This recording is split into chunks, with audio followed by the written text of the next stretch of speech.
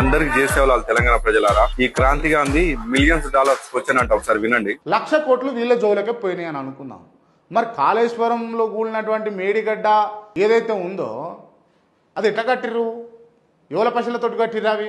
ఇది $1 million question. ఇదైతే అరే క్రాంతిగా, కాళేశ్వరం కుంభకోణంలో హరిరామ్ అనేటోడు, నూనె శ్రీధర్ అనేటోడు, మురళీధర్ రావు అనేటోడు, ఈ చిన్న తిమ్మింగలాలే 100 కోట్లు దోచుకున్నారని చెప్పేసి తెలంగాణ ప్రజలకు పట్టవాలైంది. నువ్వు జర్నలిస్టువా, టీఆర్ఎస్ పార్టీ కార్యకర్తవరా? లఫ్డ్గా తెలంగాణ సొమ్ముని 9.5 సంవత్సరాల పాటు పరిపాలించి 1,00,000 కోట్లు దోచుకున్నారని తెలంగాణ ప్రజలు కల్వకుంట్ల ఫ్యామిలీని గద్దె దింపారు. మీరేం చేస్తారు?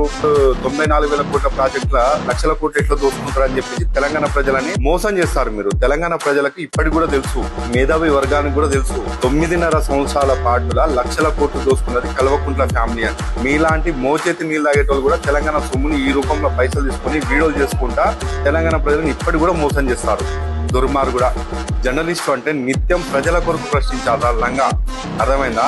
నిత్యము బీఆర్ఎస్ పార్టీ మోచేతి నీళ్లు రాకుండా వాళ్ళు బిస్కెట్లు తినుకుంటా తెలంగాణ ప్రజలను మోసం చేస్తారు. దున్నపోతా. జై సేవలాల్.